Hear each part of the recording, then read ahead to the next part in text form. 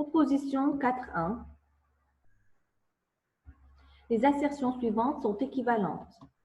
E est dénombrable si et seulement si il existe une injection de E vers N, il existe une surjection de N vers E. Donc, pour démontrer l'équivalence, il suffit de démontrer que 1 est équivalent à 2 et 2 est équivalent à 3. Ou bien 1 est équivalent à 2, 1 est équivalent à 3. Donc, il suffit de démontrer l'équivalence entre 2 parmi les 3 pour démontrer qu'elles sont équivalentes. Donc, on va voir la démonstration. La première, donc, s'il existe une injection de E vers N, c'est équivalent à, il existe une surjection de N vers E. Donc, cette démonstration-là, ou bien cette équivalence, on l'a déjà vue dans la partie 2.2 de ce chapitre. Donc, dans la partie 2.2, dans la partie remarque, la troisième, c'était s'il existe une injection de E vers F, c'est équivalent à, il existe une surjection de F vers E.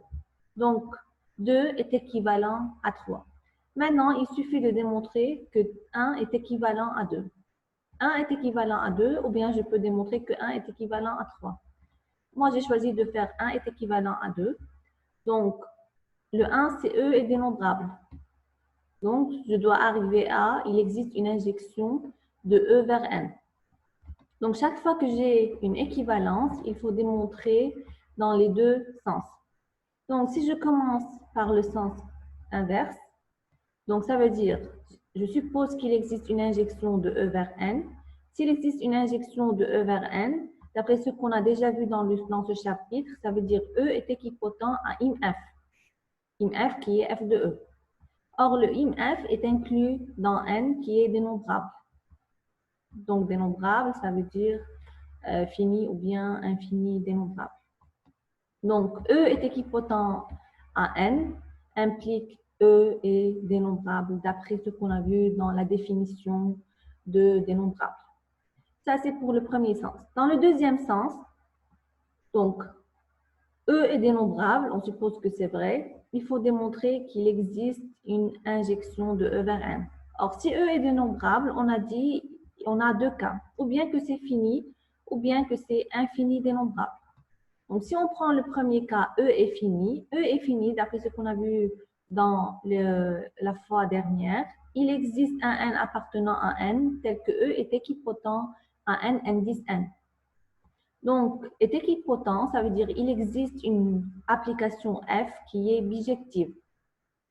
Donc, E est équipotent à NN. Donc, NN, F, c'est l'application. Moi, ce qui m'intéresse ici, je cherche à trouver que c'est injective et pas bijective. Donc, je prends de cette partie bijective, ça veut dire injective et surjective. Moi, ce qui m'intéresse, c'est que c'est injective. Donc, de E vers NN, c'est injective.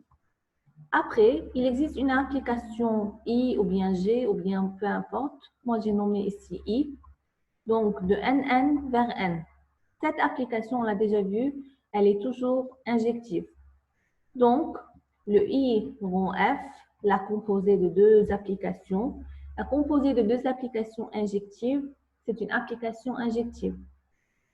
Donc, I rond F est injective.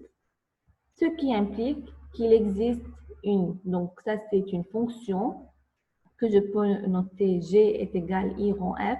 Ça veut dire qu'il existe une application G qui est injective de E vers N. Donc ça c'est si j'ai que E est fini.